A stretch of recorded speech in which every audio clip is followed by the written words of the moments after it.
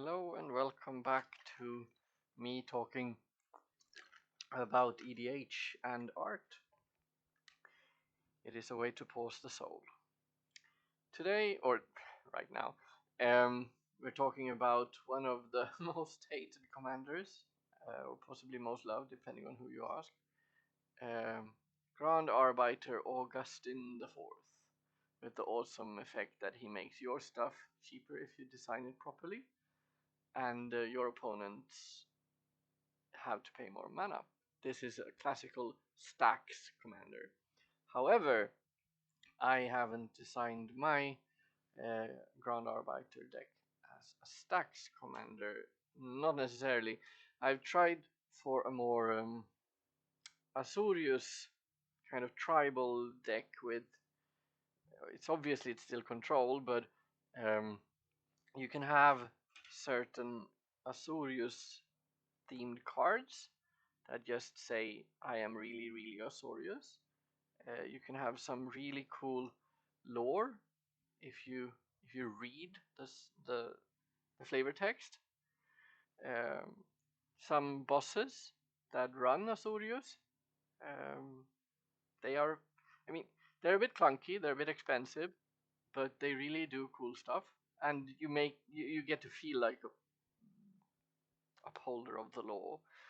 uh, More functions that, I mean, they're not necessarily overpowered in themselves, just some arrest functions or some, well, exile functions, some way to, I think, stop damage. This is an old Azorius office, the old Prav, and martial law, a favorite of mine. It has awesome art, awesome flavor text. It's just awesome altogether.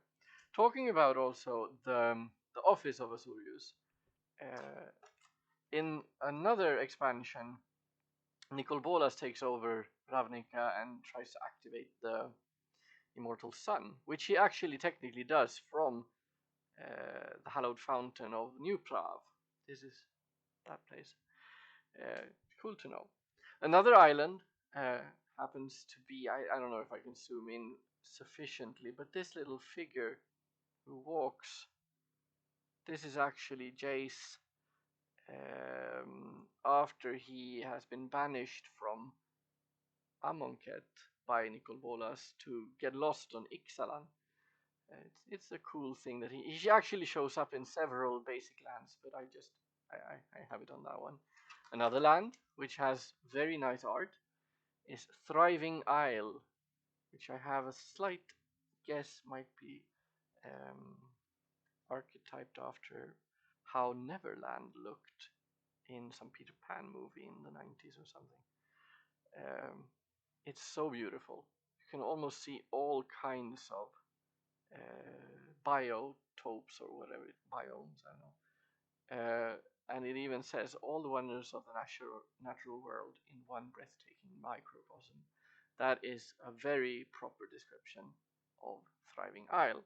It's a favorite of mine. I don't want this to be a normal kind of control deck. I mean, obviously, control is slightly boring to some, I suppose, but you must have a crap load of planeswalkers, else you're not doing it right. Some of these have just generic control functions.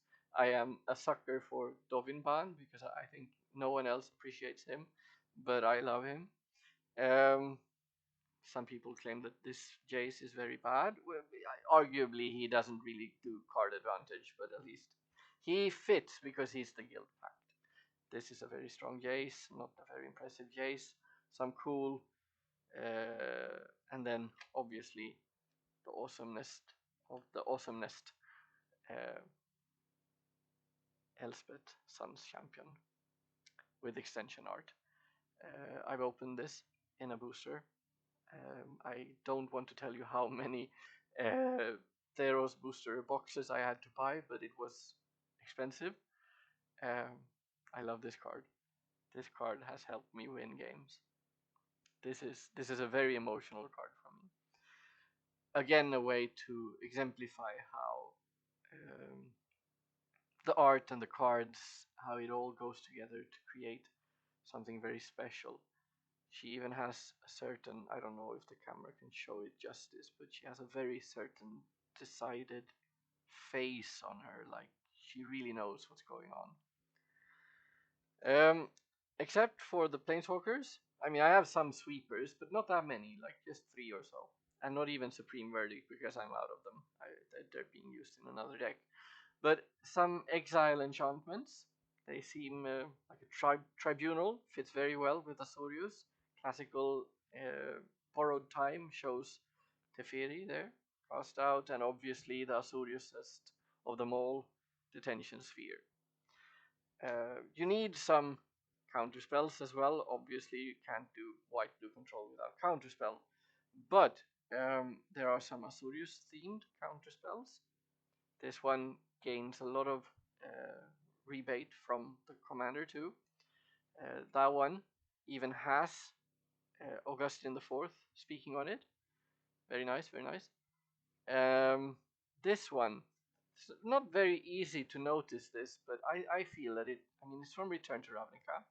It's cancelled, so it's not the most loved counterspell of them all. It doesn't say Azorius on it, but a magistrate from Opal Lake at least. And the golden circle here is reminiscent of the golden circle in the triangle of the Azorius symbol. Very cool. I have some final comments on slight taxing events, like you can tax people for doing stuff, or tax people when they attack on Baird. You can stop them from attacking in certain ways. For some reason, I don't have Mace of Ith. Nevermore, very cool effect. Just stops the spell altogether. And a small favorite of mine that I noticed very recently. It's not superb, but it's Hobble. It can show in a rather old style kind of art. I think that's an old version of the Planeswalker Lord Windgrace, but I'm not sure. You draw a card, so that's nice. You can stop a person from attacking, or a creature at least, maybe not your opponent. It will even not be able to block if it's black, but that's less the point. The point is just you draw a card on a kind of pacifism effect. So that's I mean, it's a similar white blue Augustin Arbiter deck, so it suffers from the issues of any control deck. It's not that fun to play when people start hating on you, but it can be really fun to just fool around with. And I feel that, as with all these decks that I try to present, it's very stimulating. It's really fun if you can take the chance to give it your own personal flair. You don't have to drown it in tribal, but like um, give it your own touch. That will help pause the soul.